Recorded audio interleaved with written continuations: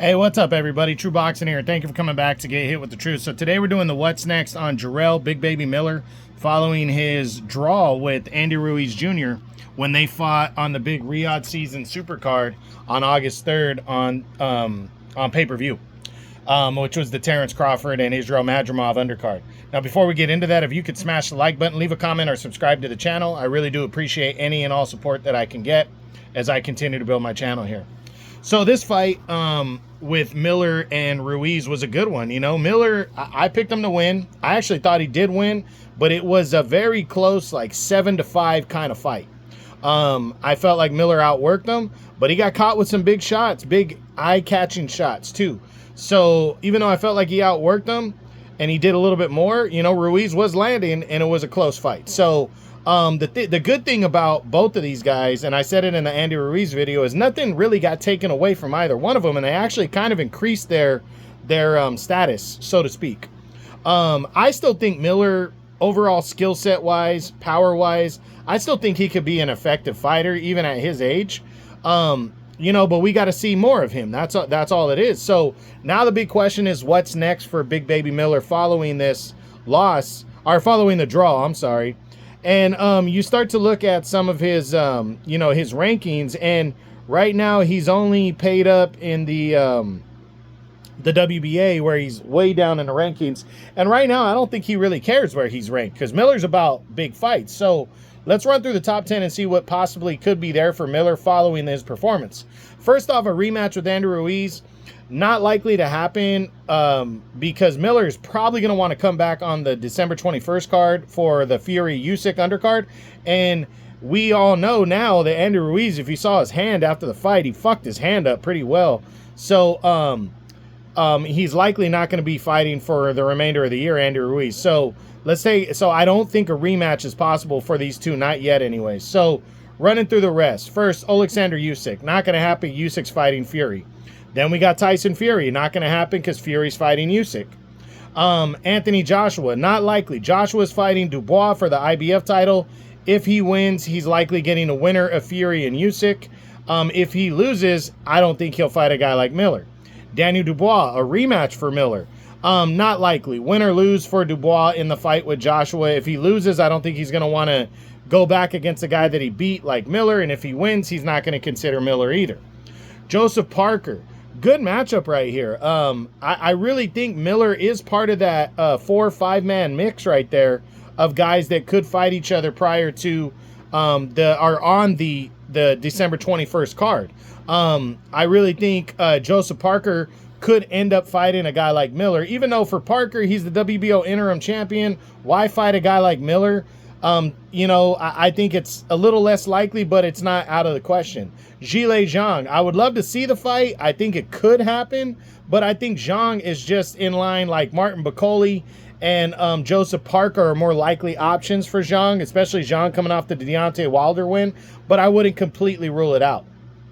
Filip Hrgović, I don't see him and Hrgović fighting, even though they're both coming off it. Well, even though he lost last year, got stopped against Dubois, and Hrgović got stopped in June by Dubois, I still think Hrgović, that kind of hurt his push. But then again, at the same time, I wouldn't be surprised if Hrgović says, I want to fucking be back into it as soon as possible. So on the December 21st card, I'll take on Big Baby Miller in a big heavyweight showdown. I wouldn't be surprised if those two guys signed on. Ajit Caballel, another one I wouldn't be surprised. I'm leaning towards the less likely. Caballel's a tough customer.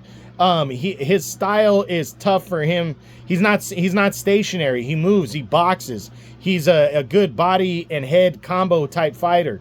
He's really surprised a couple guys, and he's not a huge name either. So would Miller want to fight a guy that dangerous that could really knock him off? Maybe if he really wants to take that next step, but I don't think he does. Jared Anderson. This is a guy that Miller, I wouldn't be surprised if Jared Anderson wants to come back following the loss to Bakole and take on a guy with a big name, and this is a battle of the two big babies right here. Maybe he would. He just says, fuck it. I'm leaning towards the less likely, but at the same time, if Anderson wants to jump right back in the mix, I wouldn't be surprised, so we'll see. Then you got Martin Bakole. Would love to see this fight. I think if Bakole doesn't get the fight with Zhang, I think Bacoli or Michael Hunter, I think Bacoli could say, hey, I'll fight Big Baby Miller next. It's a big fight, two big guys, hard punchers.